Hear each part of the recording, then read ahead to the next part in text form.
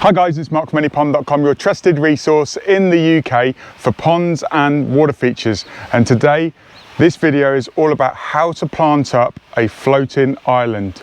Now, before we get to the main part of the video of me actually planting up this floating island, we're at Pond College and this is all about education and inspiration. Pond plants are some of the things that I love to talk about, and maybe in the past you've seen some of my floating pond plant balls where I make a ball like a tangerine or an orange that floats on the surface with pond plants in. If you haven't, put it in the comment section below and I'll gladly share a link, and I'll put it in the description, and at the end of this video will be a link to that one.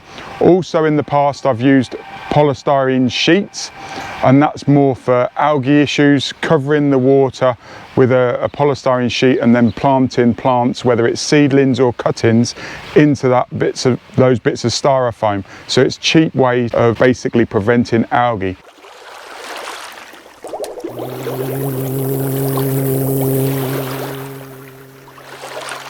But what I'm going to be talking to today is the aquascape floating island. The magic's been done for you. You don't have to work out how buoyant the floating island has to be. And it's got a black canvas covering over the white polystyrene so you don't see it, so it blends in with the landscape. So you may be saying, Mark, this isn't big enough. Well, you can link these together. They've got cords that you can actually anchor them at the bottom of the pond, or you can actually tie them off together so you can have a chain or a big area of these floating islands.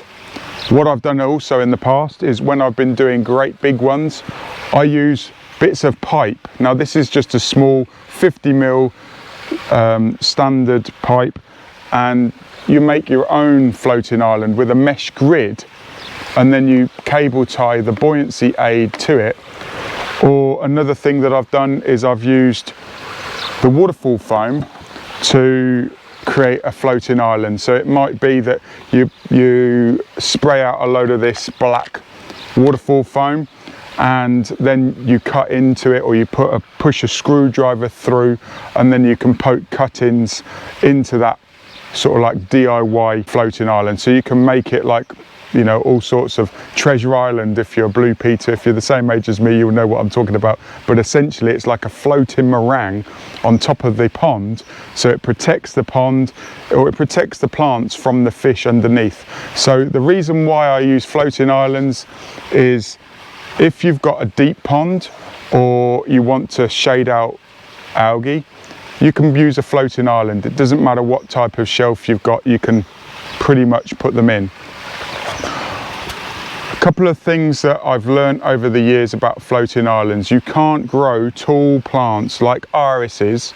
If you see some of the plants behind me here, you can't grow 3 foot high irises on top of a floating island like this. Yes, you can if you use 4-inch pipe as a raft, or barrels filled with air like a Robinson Crusoe raft. You can make a big raft and then have big plants. So if you've got a big pond or a lake, you can make a big floating island. But what we're talking about today is garden ponds and garden pond plants. So you don't want anything too tall. This particular one, I'm going to be planting a primula and some bog pimpernel. So let's get to the main part of this video, how to plant up one of these aquascape floating islands. So let's begin. So the first thing I need to think about is fertilizer. This fertilizer is once a year fertilizer. It's the same fertilizer as I use for the water lilies. You may have seen the water lily video. It's exactly the same. I'm going to use 3 in this, and you just sprinkle it over.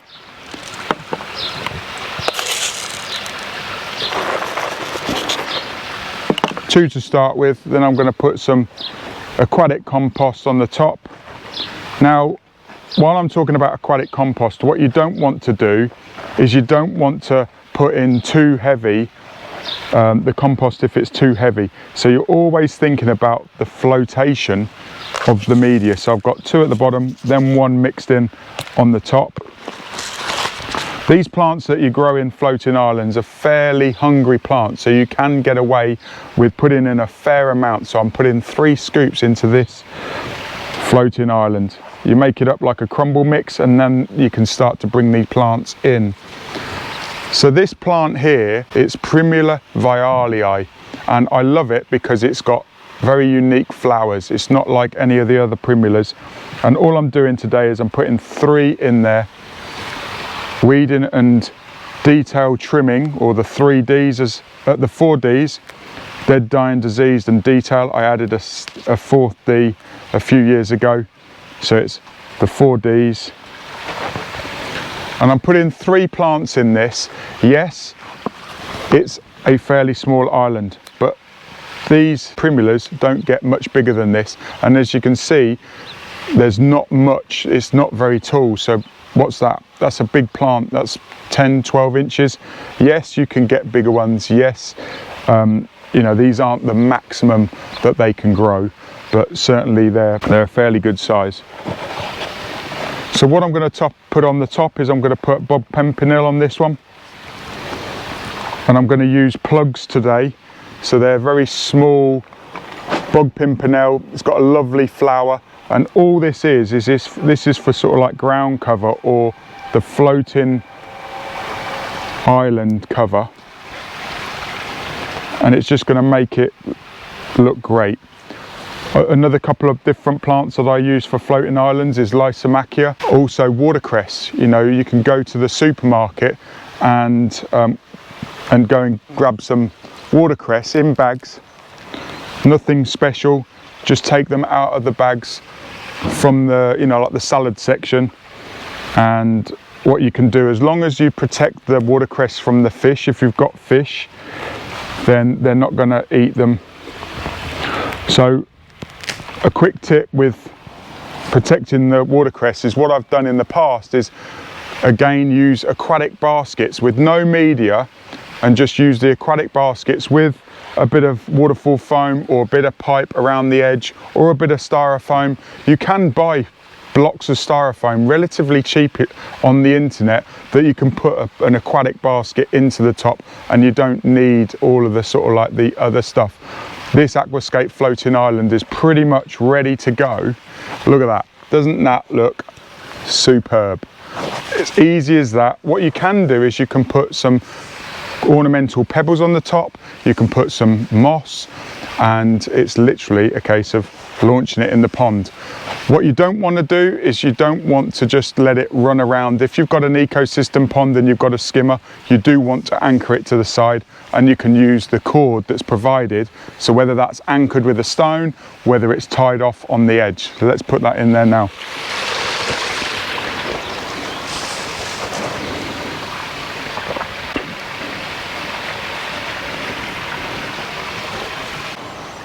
So as you can see, that it's as easy as that. It's literally a case of, you open the box, the floating island comes in a box, and you've just got to be careful that you don't weigh this down too much. What I'm going to do with this particular one, I'm going to do 3 today, is I'm going to put in a plant called Haltunia cordata flora plena. This one's actually a double flower, and as you can see, it's a lovely little plant. A lot of people won't like this particular plant because it grows very fast, and if you plant it in the garden next to the pond, or allow it to escape out of the pond, it will become a problem. It will become invasive because it grows by the roots. So what I'm going to do this time is I'm literally going to grow it in the floating island, and there's no way that this plant is going to be able to escape the floating island. So I'm just squashing the pot, the soil down. I'm going to put some more fertilizer around it. So if you've got an established plant, this is how you do it. You don't put the compost in first, you put the plant in first because it's a big one. I'm going to use 2 this time.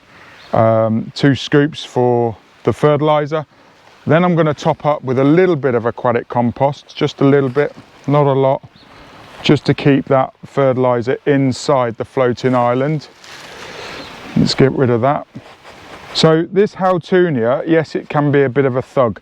Yes, it can escape into the garden, but when it's in a floating island like this, there's no way that this is going to get into the garden unless you actually, when you're propagating it or whatever, you're taking it out of the pond, unless you leave it for 5-6 years and this starts to creep out of the floating island into the banks and over the edge of the pond. If you've got a rubber liner, Haltunia is not going to go through the liner, it will just keep curling around, it's never going to go through rubber liner. What I'm going to put on the top of this one is I'm going to put a new plant for me. This is another type of Lysomachia. I don't know if it's hardy, so the main star of this show is the double chameleon plant. It's orange peel plant, to a lot of people may know it.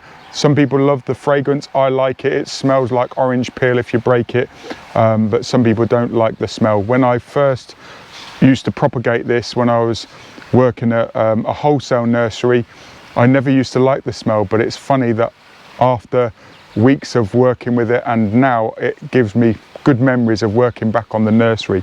So I'm going to actually put in some Lysomachia now.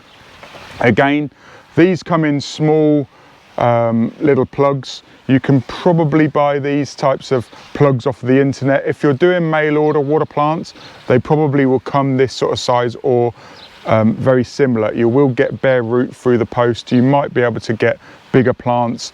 So this one's a new plant for me, so I'm not putting it in other people's ponds, I'm just going to put it in my own pond to start with and see how it grows, and then maybe I'll propagate from this particular floating island, but again it might not survive the winter, so I'm just having fun getting a lovely scent of this orange peel. Okay, so that one's ready for planting. I am going to top dress this one with a little bit of gravel, but I'll put it to one side for a second. So what I've got here is I've got Lysomachia in two different colours. We've got the common one, which is the green one, and we've got the yellow golden one, which is probably the one that you're likely to see the most of.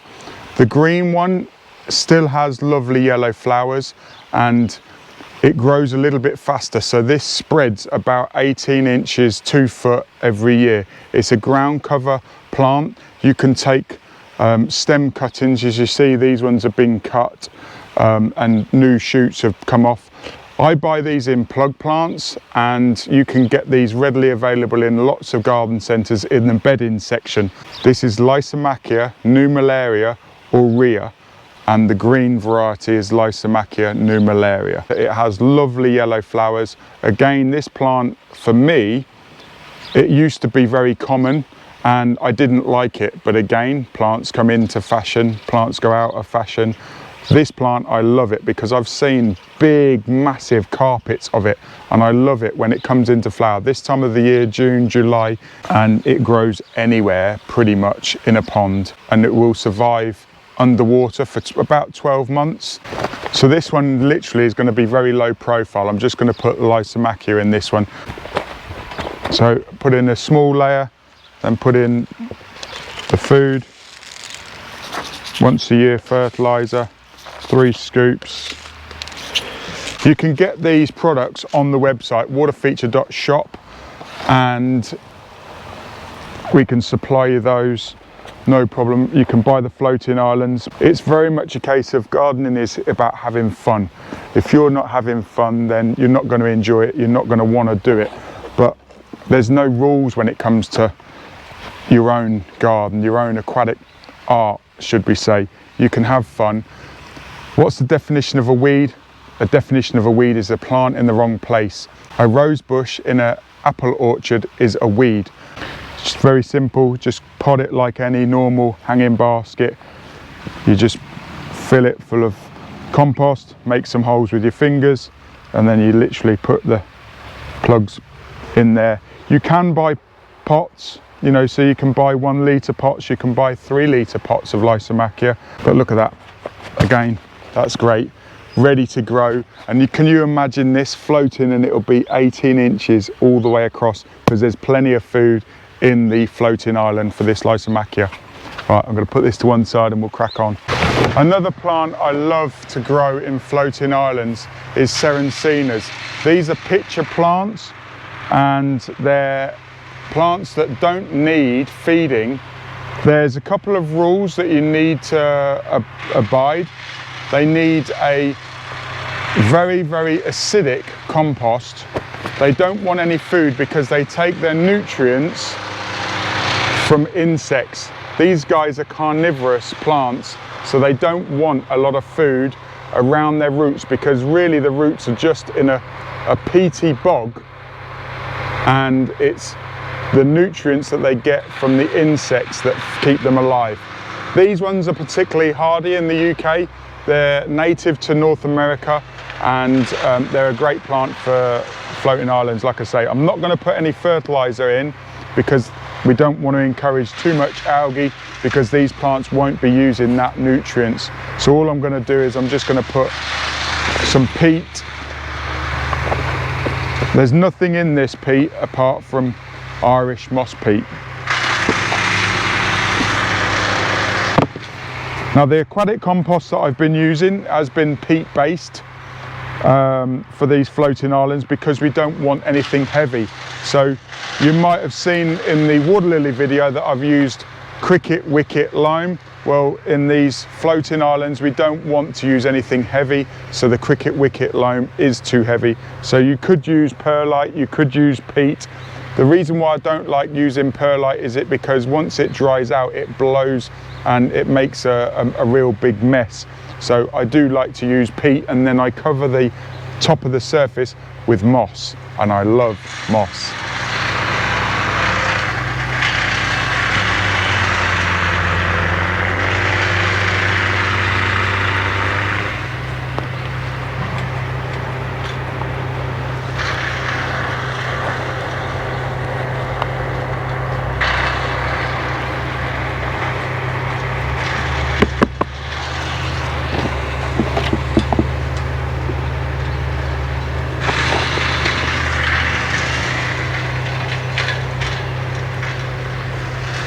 Another thing that you can use with these floating islands is you can use decorative bits of driftwood or bogwood, not great big massive bits, but you can actually make and put some interest into the actual floating island.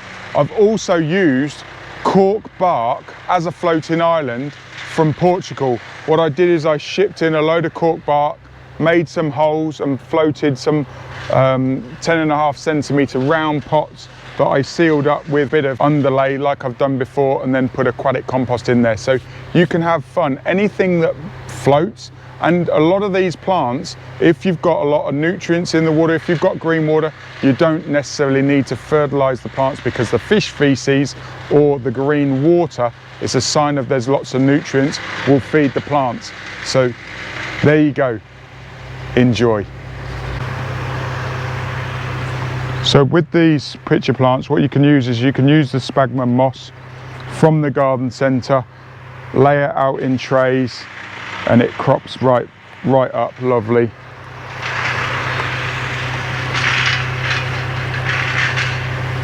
A lot of the mosses, they don't like to be wet all the year round, but when you've got them growing terrestrially like this, or in damp conditions, what you've got to do is you've got to mimic where they like to grow. What moss doesn't like loads of leaves, so under trees and stuff, as long as you blow the leaves away from the moss in the autumn when it's falling down, you will get moss. Yes, you can grow moss in a lawn, you can rake it up and put it onto these floating islands, no problem. If you're an avid viewer of the channel, you know I like willow moss. Well, willow moss won't grow in this scenario. It's the sphagnum moss that you get in hanging baskets. Now, doesn't that look superb? My name's Mark, the Pond Advisor, and I'm here to support you dream, plan and enjoy ponds and water features. Until next time, hit that notification, ring the bell and subscribe to the channel. See you in the next video. Thanks a lot.